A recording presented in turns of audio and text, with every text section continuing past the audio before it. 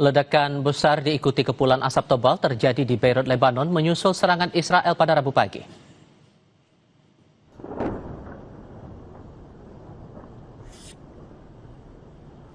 Warga Beirut terbangun oleh suara drone yang melesat di atas kota. Militer Israel memperingatkan penduduk di pinggiran selatan untuk mengungsi jelang serangan udara pada pagi hari.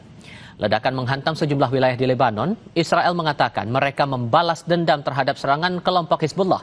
Media pemerintah Lebanon melaporkan setidaknya 4 orang tewas dalam serangan Israel yang terbaru ini.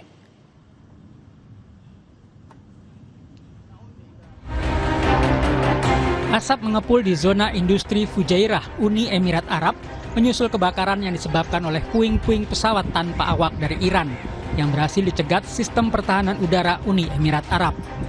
Fujairah memiliki kepentingan strategis sebagai rute ekspor alternatif dan pelabuhan pengisian bahan bakar di luar Selat Hormuz. Konsulat Amerika Serikat di Dubai juga diserang oleh drone Iran. Serangan ini memicu kebakaran. Video memperlihatkan ledakan di sekitar gedung konsulat disertai kepulan asap hitam, sementara warga terlihat berlarian menjauh dari lokasi kejadian. Menteri Negara Kerjasama Internasional Uni Emirat Arab, Rim Al-Hashimi mengutuk serangan rudal dan drone yang dianggap sebagai serangan Iran terhadap kedaulatan negaranya.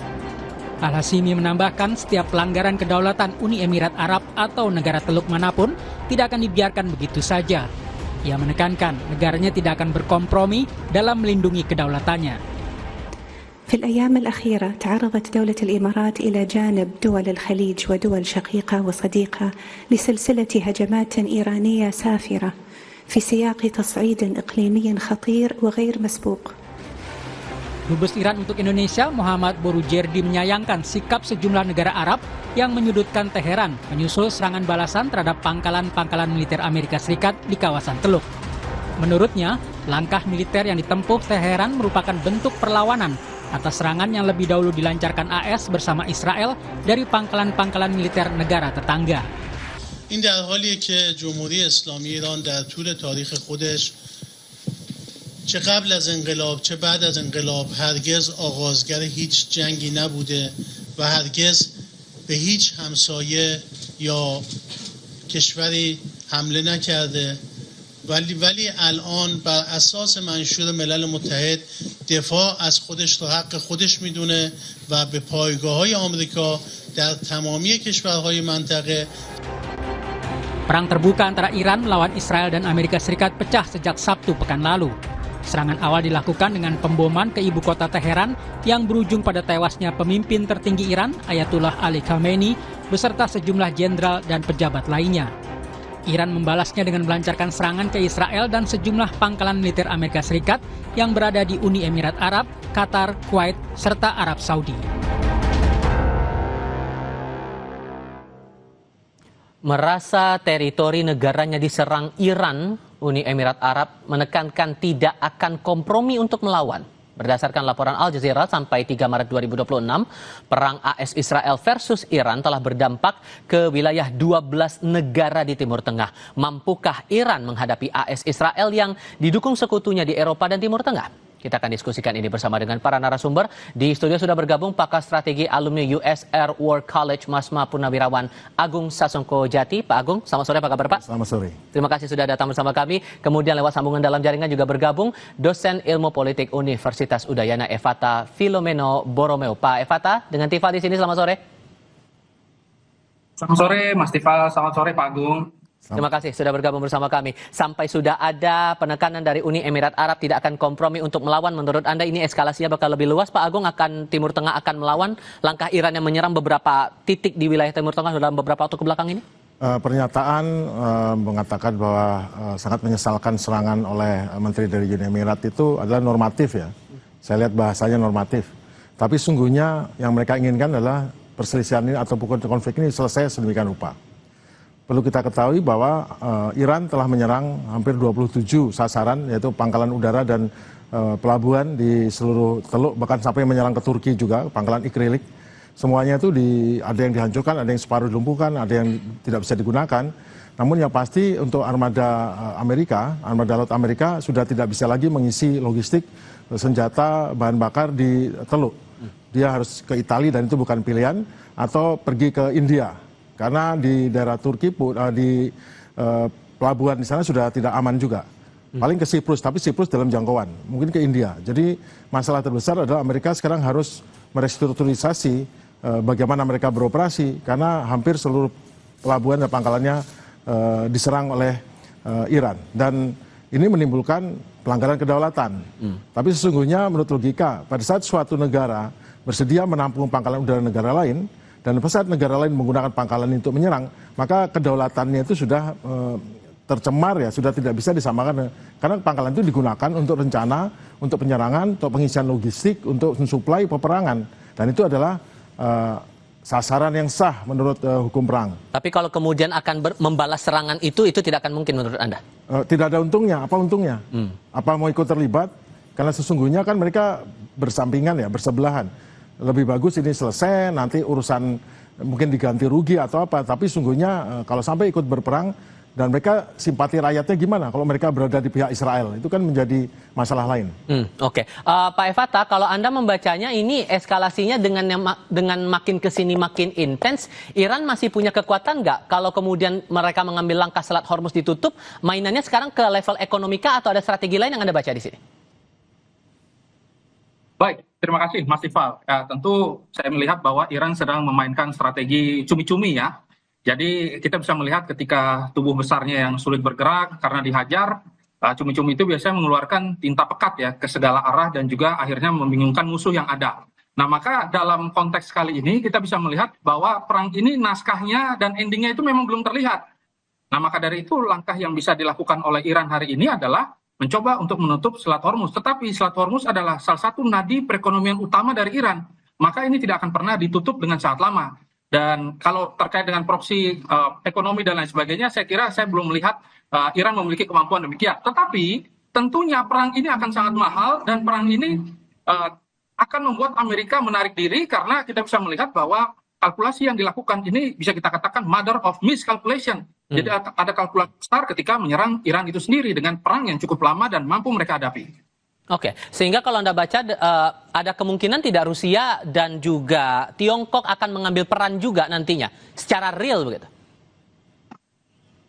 Ya, kita bisa melihat peranan Tiongkok dan juga peranan Rusia di sini tentu sangat aktif ya untuk menyuarakan nilai-nilai kemanusiaan. Tetapi kedua belah pihak sebenarnya sudah bekerja sama dalam nilai-nilai ekonomi. Ketika minyak Iran itu ditahan kurang lebih sekitar 80%, justru minyak yang dijual oleh Rusia dibeli enak sekali oleh Cina begitu. Nah maka mereka tentu menyuarakan kedamaian, kebaikan agar kedua belah pihak bisa saling memahami bahwa ini adalah satu kontestasi yang akhirnya merugikan dunia secara utuh. Sekarang 12 negara, nanti ke depannya bisa tambah banyak.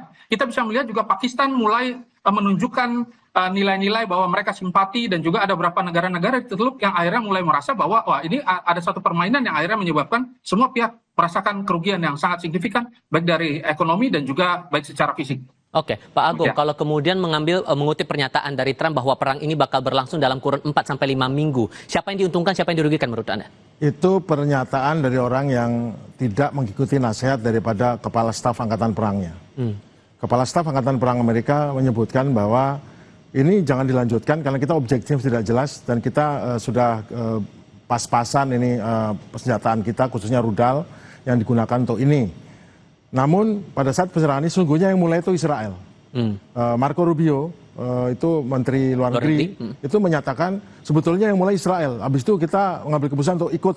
Nah itu masalahnya berarti keputusan itu adalah keputusan bukan perhitungan militer, itu perhitungan politik atau perhitungan lainnya yang tahu hanya Trump dan geng di dalamnya. Dan itu justru benar seperti dikatakan oleh beliau bahwa ini perang yang tidak akan dimenangkan dengan takluk seperti biasa. Perang ini akan berakhir dengan ada pihak yang akan mundur sendiri. Kenapa? Karena tidak sanggup meneruskan.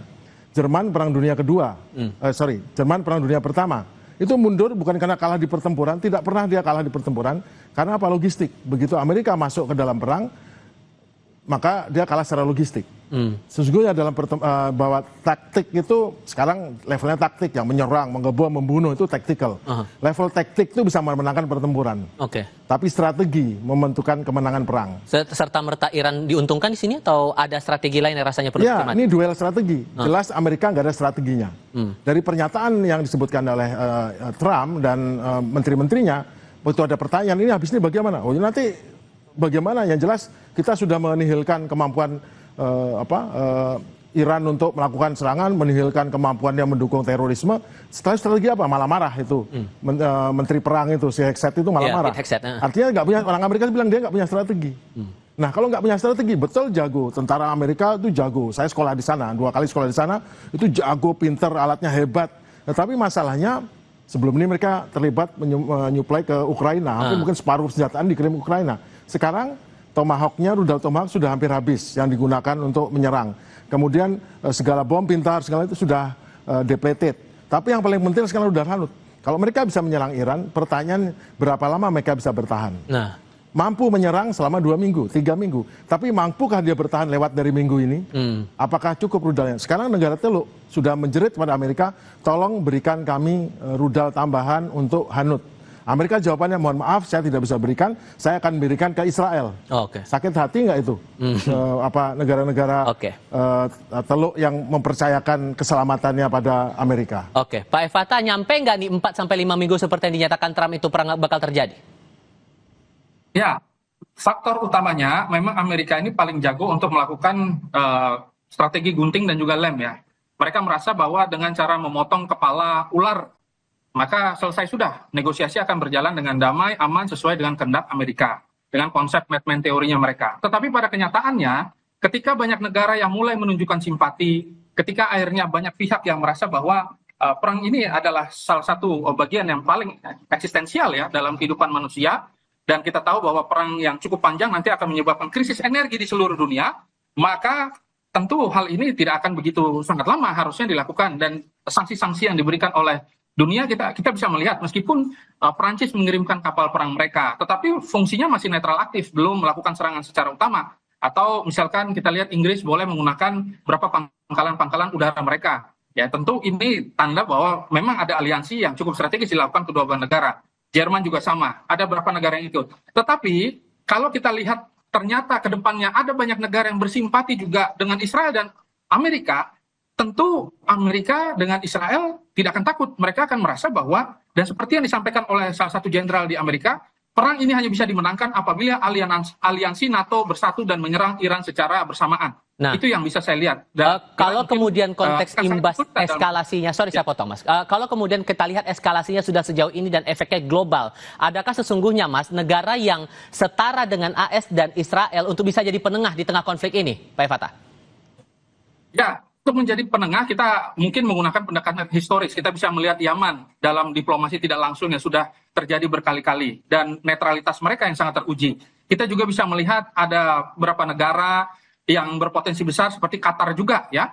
Dan kita juga bisa melihat bahwa posisi Indonesia yang menyampaikan bahwa mereka mampu melakukan koordinasi dan memanfaatkan momen ya dari kedua belah pihak untuk menghentikan perang. Tetapi kalau secara militer, yang bisa menghentikan perang dan mengintervensi yaitu Rusia, Cina, dan mungkin Korea Utara nanti yang sebagai kartu liar yang tiba-tiba saja ikut dalam diplomasi ataupun situasi konflik yang terjadi di Iran. Demikian. Kalau kans Indonesia, karena Pak Prabowo juga sudah menyatakan, pemerintah sudah menyatakan siap untuk jadi mediator kalau kemudian itu dibutuhkan. Kansnya gimana menurut Anda kalau jadi Indonesia mediator? Kansnya ya lumayan lah, cuman masalahnya kan kita bukan pemain di konflik besar ya. Terus masuk ke dalam ini tentu kita harus mempunyai pengalaman, dan saya tidak menganggap remeh kita bisa ya. Namun sesungguhnya menurut saya yang paling berpotensi untuk ini, karena sungguhnya